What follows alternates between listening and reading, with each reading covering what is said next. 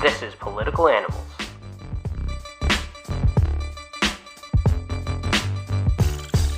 Hello everyone, and welcome to the second installment of Political Animals, the news and editorial segment of Commoners Podcast. Today, Adam will be delivering this week's editorial on democratic attitudes towards secessionism. But first, let's get to some news. I thought today that we would switch gears a little bit and start with some environmental science news. The long-term effects of industrial pollution are becoming even more clear. The Los Angeles Times reports that scientists have discovered extraordinary levels of polychlorinated biphenyls, or PCBs, in the Mariana and Kermadec trenches, two of the deepest ocean chasms on the planet. Trenches have been considered as pristine environments, but also, given their location and topography, as likely sinks for contaminants that enter the marine environment. Alan Jamieson, a marine ecologist at Newcastle University in England, wrote this week in the Journal of Natural Ecology and Evolution. Banned in the 1970s, PCBs were once widely used as dielectric and coolant fluids in transformers, capacitors, and other electrical devices. About 1.3 million tons of the chemical was produced, and an estimated 35% of that is now residing in coastal sediments, according to the study.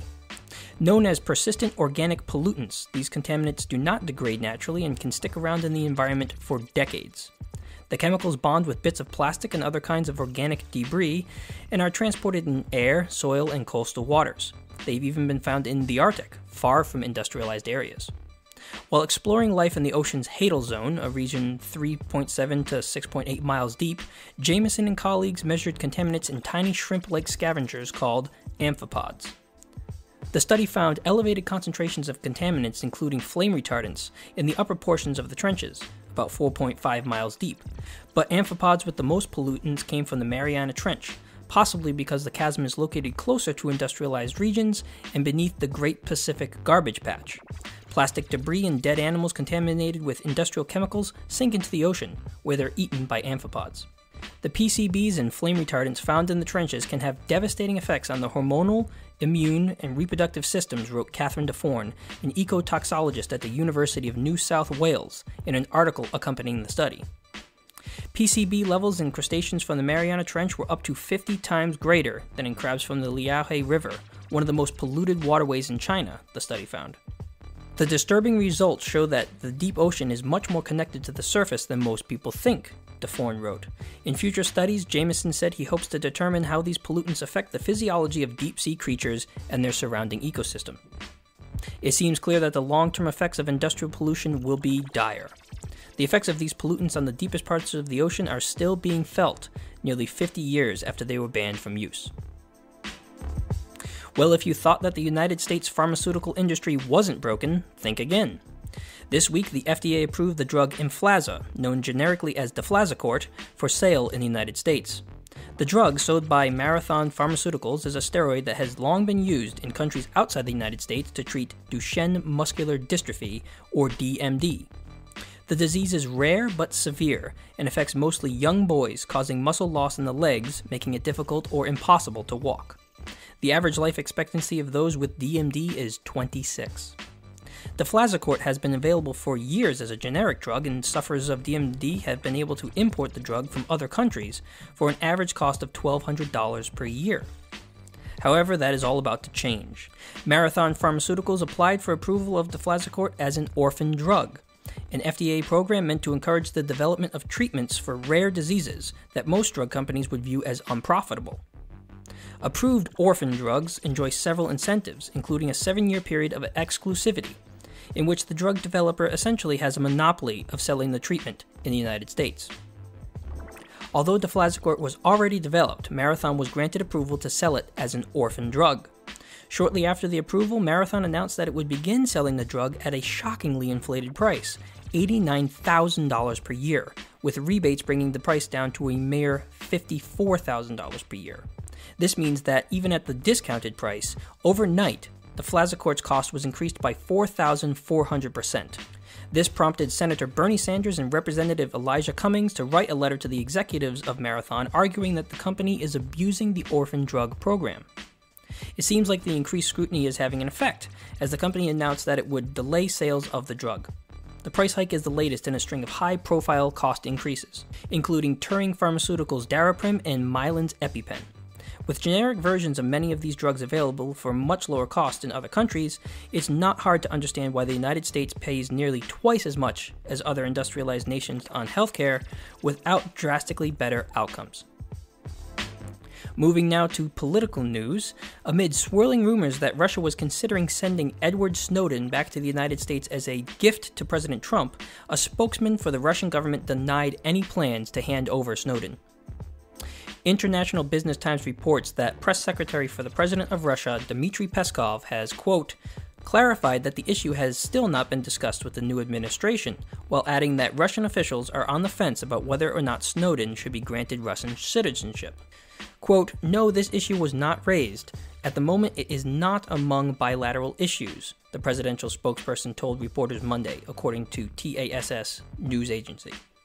Reports suggesting that Russia is considering handing him over to U.S. authorities, which have since been debunked by the Kremlin, cited unnamed senior U.S. officials who claim to have analyzed intelligence reports detailing conversations between Russian officials. Snowden has been living in Russia since he was given asylum after fleeing the United States. Snowden has been a fugitive since 2013, when he leaked secret NSA documents which revealed the shocking details of a massive global surveillance program run by the United States. President Trump's nominee for Treasury Secretary Steve Mnuchin was confirmed by the Senate with a 53-47 vote. The vote was nearly split on party lines, with all Republicans voting in favor of confirmation and only Democratic Senator Joe Manchin joining them. The nomination has brought criticism of President Trump, who'd promised to drain the swamp during his campaign. Mnuchin is a 17-year veteran of Goldman Sachs, where he served as a top executive. After he left Goldman Sachs in 2002, Mnuchin founded several hedge funds and bought out residential lender IndyMac, renaming the entity One West Bank. Mnuchin has been criticized for his role in turning One West into a foreclosure machine, famously foreclosing on a 90-year-old widow over a 27-cent discrepancy in her mortgage payment.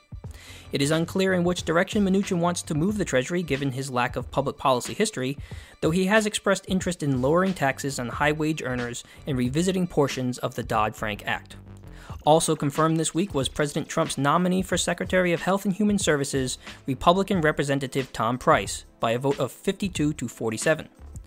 Democrats strongly opposed Mr. Price's nomination, citing his history of seeking to repeal the Affordable Care Act, as well as his hardline stances on massive cuts to programs like Medicare and Medicaid, which insure more than 100 million Americans. Mr. Price has also faced harsh criticism over ethical concerns.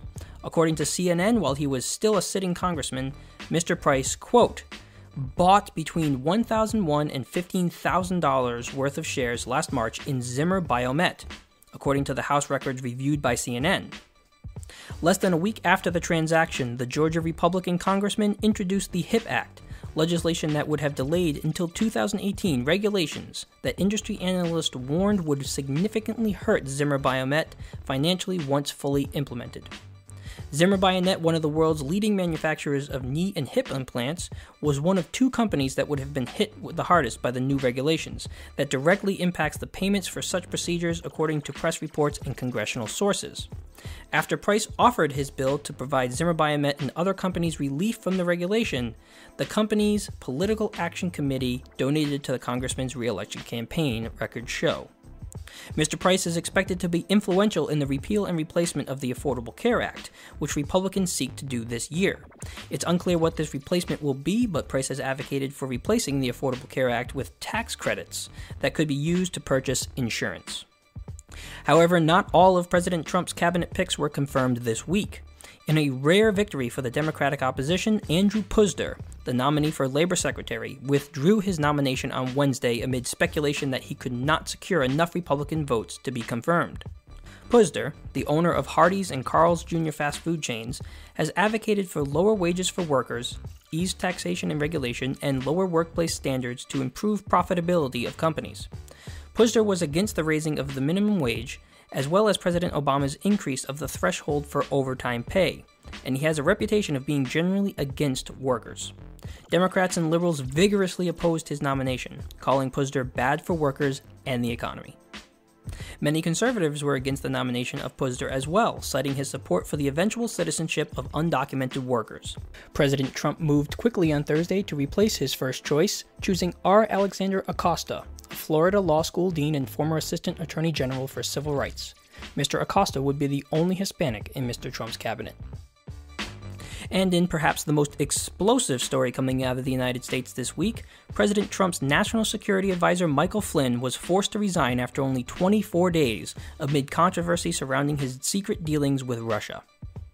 On December 29th, President Barack Obama issued sanctions on Russia and expelled 35 Russian diplomats in retaliation for alleged interference with the 2016 election.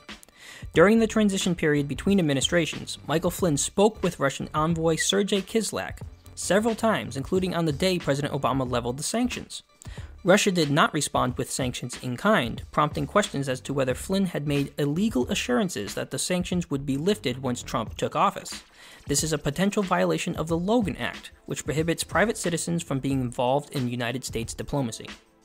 Despite Flynn's denials that he discussed the Obama sanctions with Kislyak, many U.S. officials are challenging that claim.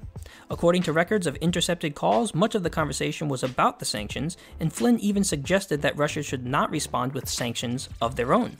Flynn's forced resignation has quickly grown into a controversy for the new administration, forcing the White House into damage control. Senate Majority Leader Mitch McDonald indicated that the situation surrounding Flynn's firing will be investigated as part of a larger probe into Russian interference in the 2016 election. It is unclear to what extent Flynn will be investigated. However, the revelations in the wake of his resignation cast doubt on the legitimacy of the Trump presidency, which continues to be plagued by questions about the administration's relationship with Russia. That's all the news I can take for one day. Adam, it's over to you. Thanks, John.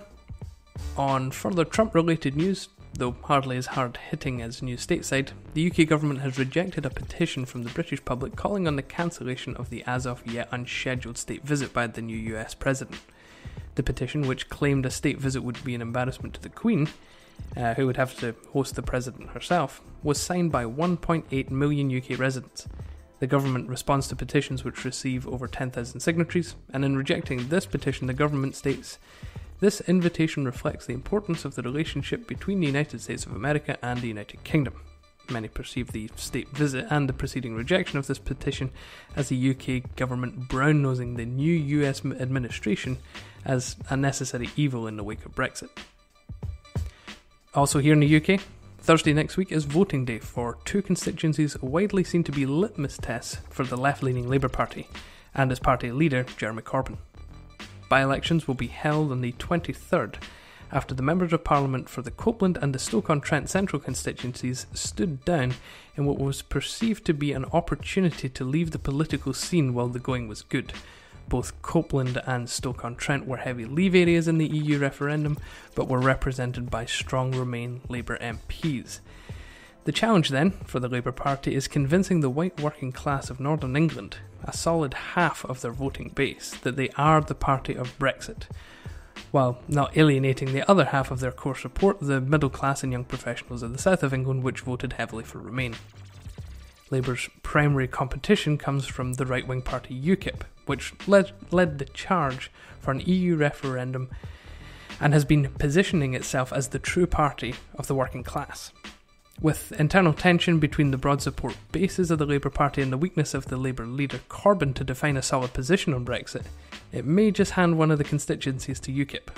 This is one of the primary, if not the primary, reason for this podcast itself. We analyse, or want to analyse, the downturn of the support of the left in favour of the right wing. Copeland and Stoke-on-Trent may well give us an insight into a microcosm of this shift. Finally, the Copenhagen Post reports that the Faroe Islands will finally have an opportunity to adopt its own constitution. The Faroes are a self-governing territory of the Danish kingdom, with Denmark in sole control of currency, policing, international relations and defence. Everything else is a domestic issue for the Faroese government. The Faroes currently operates under the Danish constitution. Adopting an explicitly Faroese constitution cements rights and responsibilities of the citizens in the self-governing territory. According to the Faroese Prime Minister Axel Johansen, the Faroese constitution will define our identity as a nation and our fundamental rights and duties as a people. including a right to self-determination. It will be a safeguard against the abuse of power. This will be clearly reflected in the requirement that the Faroese people must be consulted by referendum on questions related to further independence from or further integration with Denmark. The same will also be the case in relation to membership of supranational organisations such as the EU. The Faroese constitution will move the ultimate decision-making power from the parliament to the people on such fundamental questions. This will be a triumph for the Faroese people and for democracy in the Faroe Islands. The important note to be made here, particularly in regard to this week's episode, is that the new constitution will enshrine the right of self-determination of the Faroese people. That is, providing the people pass a new constitution in April of next year, the Faroese will be giving themselves the right to declare an independent Faroese state. The Faroe Islands, along with Scotland and Catalonia, is home to one of the more vocal independence movements with roughly 50% support in favour. Denmark recognises the desire for further home rule and has been happy to cede power to the territories, and has even been open to complete independence. In 2011, when a draft of an earlier constitution was found to be incompatible with Danish law, the Danish government under Lars Løkke Rasmussen gave the Faroese an ultimatum: withdraw the constitution or declare independence. Obviously, the draft was ultimately withdrawn. A draft of the new constitution will be presented to the Lagting, the Faroese Parliament, in the summer, and then to the people in an April 25th, 2018 referendum. That leads us to this week's editorial. The following words may sound familiar to some listeners.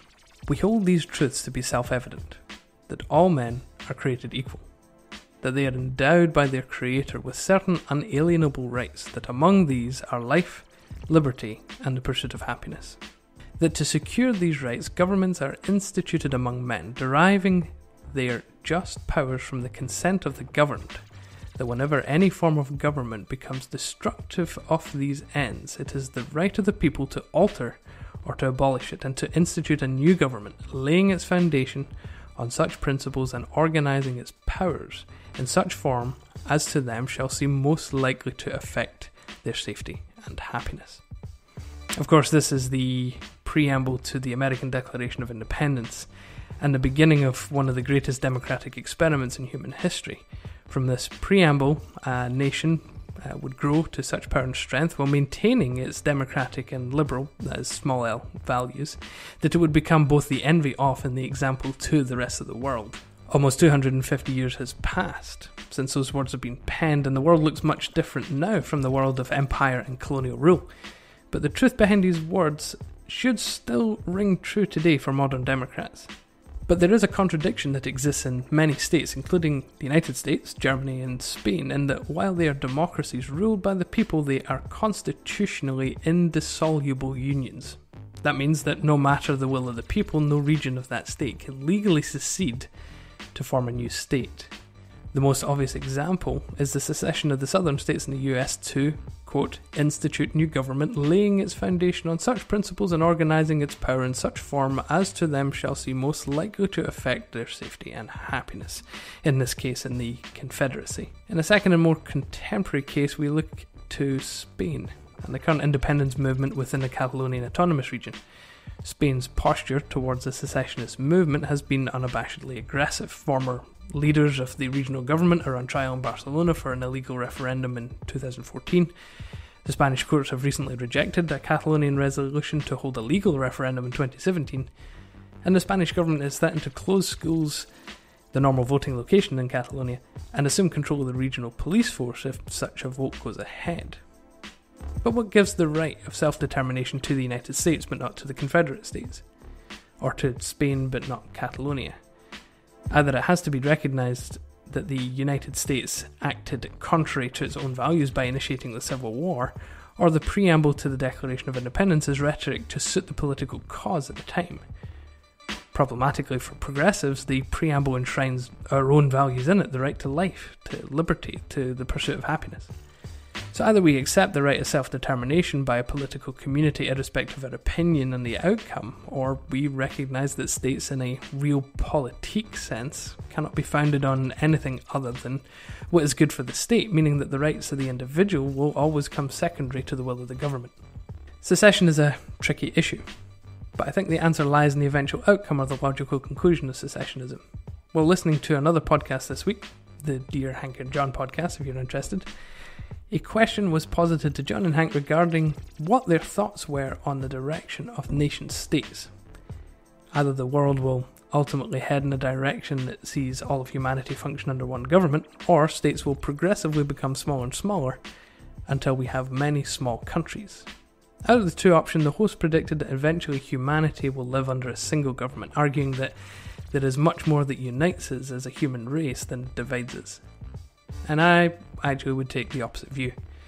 I've had the opportunity of living in large countries and living in small countries, and the opportunity to study many more. And overwhelmingly, protection of individual rights is correlated to small democratic countries. The top 10 countries who are the most just, have the lowest income equality, are the most gender equal, who are the freest and have the highest quality of life, always contain a majority of small democracies. Sweden, Switzerland, Norway, Ireland, Iceland, Finland, Denmark. All with populations smaller than 8 million, around the size of the US state of Virginia. Small democratic countries allow for more government transparency and better aimed bespoke legislation. Small states govern better, are easier to be held to account, and are more efficient in delivering public services.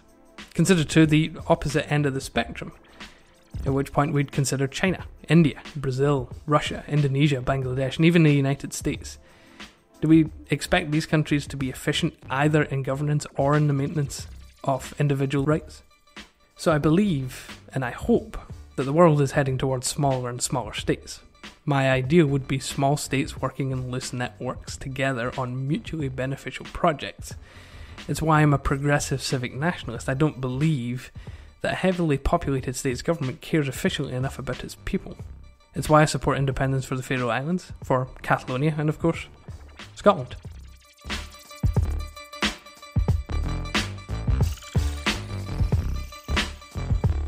The music for today's episode is Drive by Otis McDonald. Please see a link in the description for the rest of Otis's work. If you liked today's episode, please follow us on Twitter @CommonersPod for daily news and updates on upcoming episodes.